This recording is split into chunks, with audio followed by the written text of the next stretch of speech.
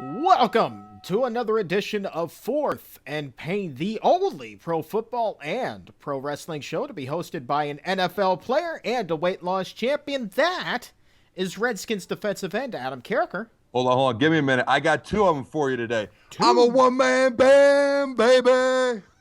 Or do you like this one better? NWO for life.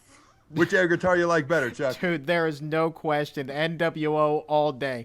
I don't care who you are. You're never going to top the immortal Hulk Hogan. And the fact that Heath Slater, Drew McIntyre, Jinder Mahal think that they could do it with their air guitar prowess, my friend, they are sadly mistaken.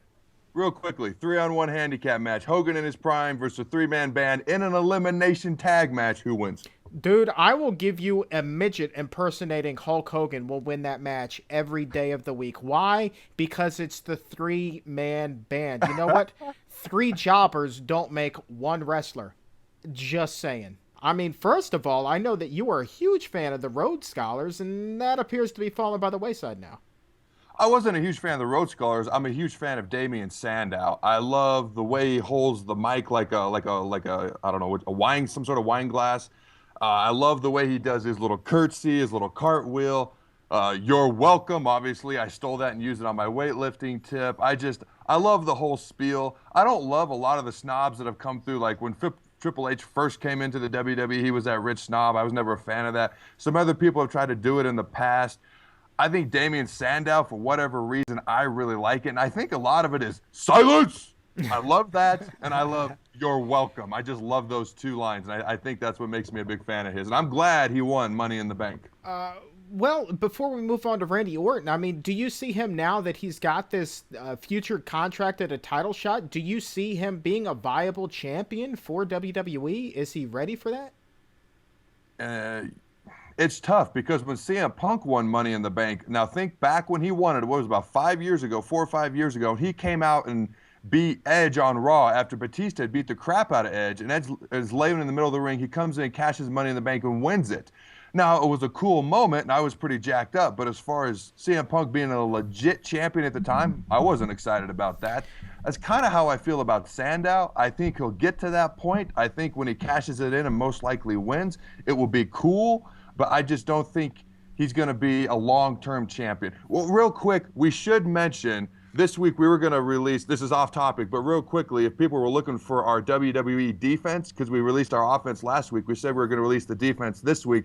This segment is not going on our radio show. This is an online exclusive for all of our Fourth and Pain fans out there. So we will be releasing that WWE defense next week so it can be heard on the radio and online. And also, we should note our show's going to be a little longer every day, so you can get a little bit more from us. We can provide a little bit more for our fans every day. So enjoy that bonus time. Now, back to what we were talking about, Randy Orton? Yeah, we just got to Randy Orton. Damien Sandow wins one of the matches. Randy Orton wins the All-Stars Money in the Bank match at the big pay-per-view there. Bests a lot of people, and I got to tell you, the WWE Universe continues to rally behind this guy. When he came down with that briefcase, there was a huge ovation. When he came out the following Monday on Raw, equally as huge. They are ready for this guy to cash it in and get himself a title. And I don't think that he's had one in, close to 3 years now? It's been quite a while, and we've been calling for him to get a major push like this, but he had the drug suspension, so they couldn't trust him, and so on and so forth. I think he's earned that trust back, and he's clearly over with the fans. They're going to go bananas whenever he does win that title, and I think this is well-deserved. So here's kind of what I'm thinking with this, just kind of thinking ahead. I don't think that a Daniel Bryan, well, you know what? I was going to say I'm thinking Randy Orton versus John Cena would be sweeter, but then you think back to what happened with Daniel Bryan, Kane, and Randy Orton. If somehow Daniel Bryan comes away with this title at SummerSlam, we'll talk about that in a little bit, I think that would be a hell of a Survivor Series match. That would be a great match. Well, people forget, because some people tweeted me, after Money in the Bank, before the Raw, and Daniel Bryan was announced number one contender, what do you think about this impending Orton-Cena feud? My response is simple. We've seen it before. About 2 or 3 years ago, they had about a 3 or 4 month feud with many matches at pay-per-views. And that's why I think they're not having this match at SummerSlam, because people have seen it. Now, when Orton cashes it in, most likely on John Cena, that'll be new, that'll be fresh. But I'm glad it's Daniel Bryan and not Randy Orton versus John Cena at SummerSlam because we've not seen that. Do you think Orton cashes it in then at SummerSlam? Let's say Cena retains, but it's a hell of a match. Orton comes out, capitalizes as the Viper that he is, wins the title. Does that then set up a decent three-way dance for a rematch? I think so. I think Sandow, it's going to be like last year when Cena won it and Ziggler won it, and they both won it at the pay-per-view last year. I believe, and Cena cashed it in right away. I think Orton's going to cash it in sooner because he doesn't need to carry the briefcase to get the prestige like Sandow does. Sandow needs to carry that thing for a while to build up his prestige in the WWE fans' eyes. So Orton very well may cash it in at SummerSlam. You're listening to Fourth and Pain, the only pro football and pro wrestling show to be hosted by an NFL player and a former wrestling announcer, weight loss champion, Adam Carriker. You just talked about last year's Money in the Bank winner, Dolph Ziggler, and he's going face now. That split there, he and AJ Splitsville, Biggie Langston comes out, decks Ziggler. I'm not sold that this guy's going to be able to work as a babyface, but you know what? I love where this angle is going. It's interesting because now the tongue slut, AJ, has to go find somebody else to try to make out with and carry her career, although she's bigger than a lot of the males in the industry right now. Dolph Ziggler, he's very similar to Alberto Del Rio. I've never been a fan, never enjoyed watching them. When they come on the screen, I fast forward the DVR. But ever since he's turned face, I have no idea why. He doesn't have a face mentality. He doesn't have a face character. Maybe that's why I like it. Maybe he's the anti-hero, kind of like Stone Cold was, and he's not in that league. But maybe that's why I like him, because all of a sudden I find myself interested in him.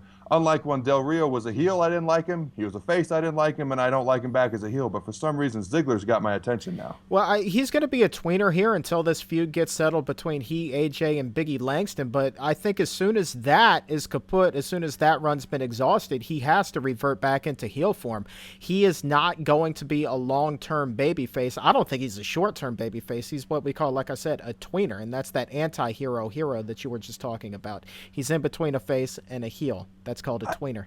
I think he's getting a bigger reaction now than he ever has, though.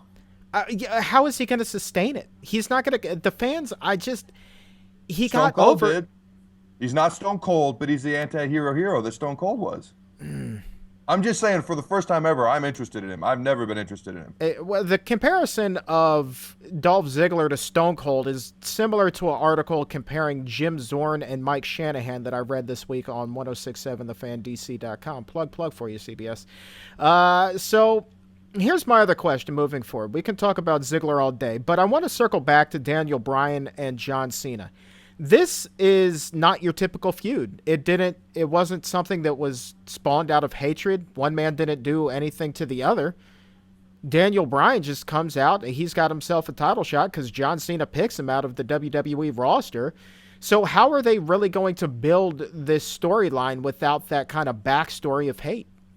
I like it because it's different. It's much like the Ultimate Warrior and Hogan. They didn't hate each other. They were just the two biggest names and the two biggest faces at the time, which made a great match. I think it's going to be very, very similar to that. And I'm glad it's something different. This is completely different than it's always personal. Well, for once, it's something that we haven't seen for a while. Does it turn personal, though? I hope not. I don't want it to. That makes it just like everything else then.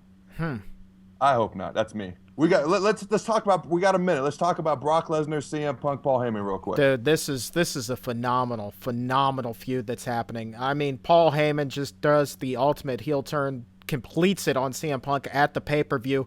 Brock Lesnar comes out the following Monday, annihilates him. So these two, they appear destined for SummerSlam. I'm loving what's going on there, and I'm loving the fact that Paul Heyman is a bigger prick than ever.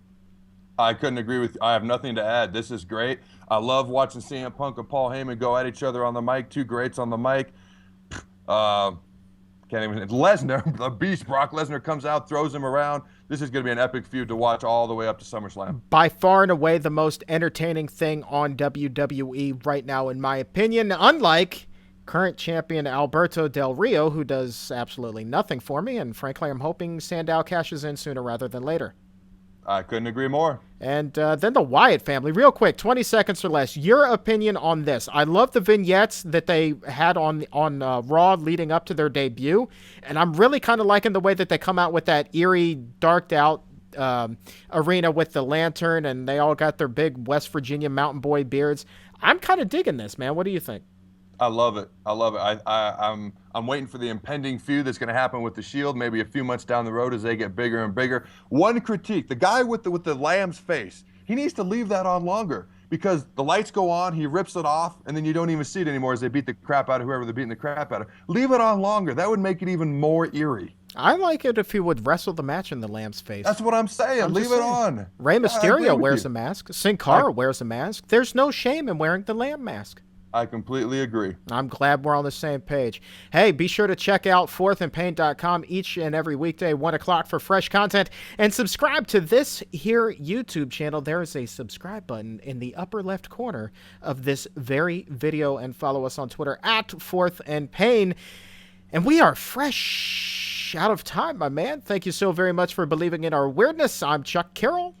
On behalf of myself, Charles, and my wife, Angie, thank you for being a part of the Fourth and Pain family.